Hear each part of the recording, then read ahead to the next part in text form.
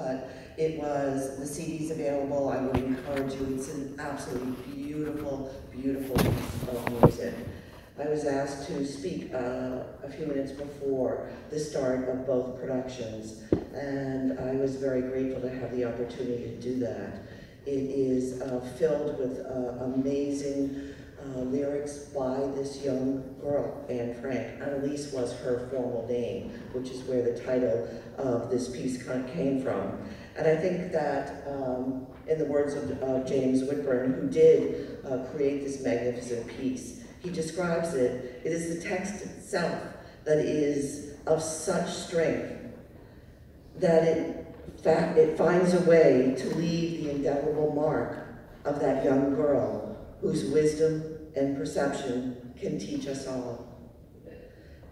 So I would encourage you to try and find the CD and listen to it, as well as read the book. But what really makes me so proud of our community is when we come together and have events like this, where we have our Newburyport Choral Society who performed this beautiful piece, and then had the vision for the horse chestnut tree, taking that with the middle school, with your lesson on the Holocaust, and bringing the Friends of Newburyport Trees and our Tree Commission together as we unite to honor victims of the Holocaust and create this beautiful memorial that I know you will all take very, very good care of. On the 11th day, when Anne was in hiding, that's when that first quote that Miss Lazarus reported to you. But there were also a few other quotes in her diary that really spoke to me throughout the course of this Annalise piece that I just wanted to share with you. Anne wrote, "Beauty remains even in misfortune. One who is happy will make others happy. One who has courage will never die in misery." And finally, her words of meditation, which I think really helped her get through the years that her and her family were in confinement and hiding. "I see the world being slowly turned into wilderness. I hear the approaching thunder that one day will destroy us too. And yet, when I look at the sky, I feel that everything will change for the better." Amazing when you think about her age and just the depth of her understanding and these beautiful words that she left for us to always read and to learn by. So thank you for inviting me to be part of this amazing day, and I'm looking forward to the rest of the program. Thank you again.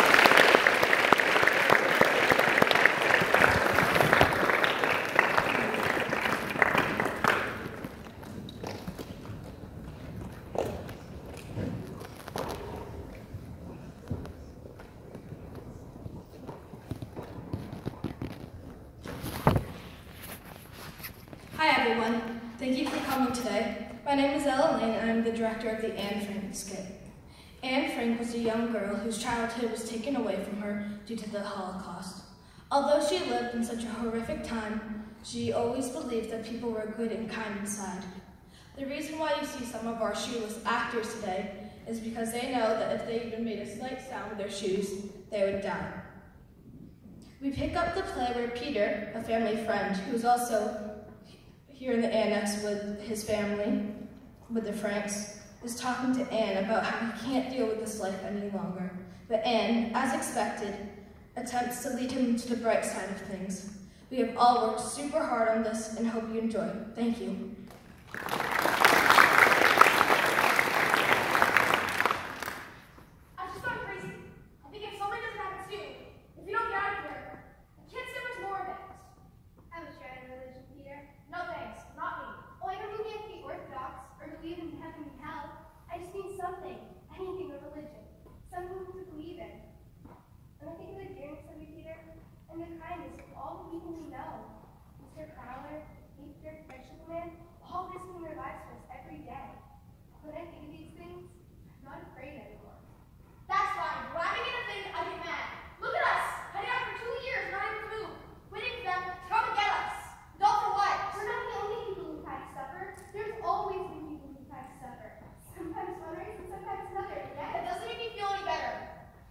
I know it's terrible trying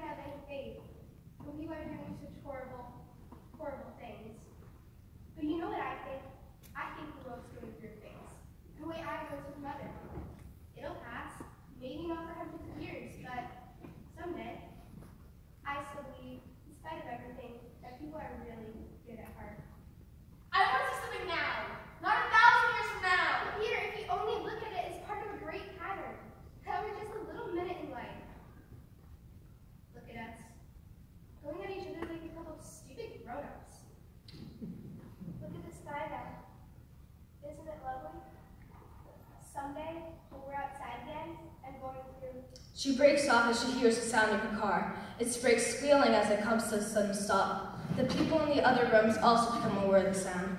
They listen tensely. Another car roars up to a screeching stop. Everyone is listening, hardly breathing. They all stand rigid, waiting and terrified, for what they feared has happened.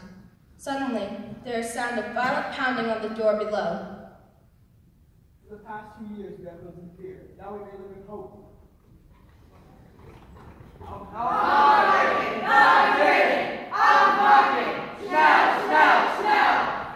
The street door below is forced open. We hear the heavy tread of footsteps coming up.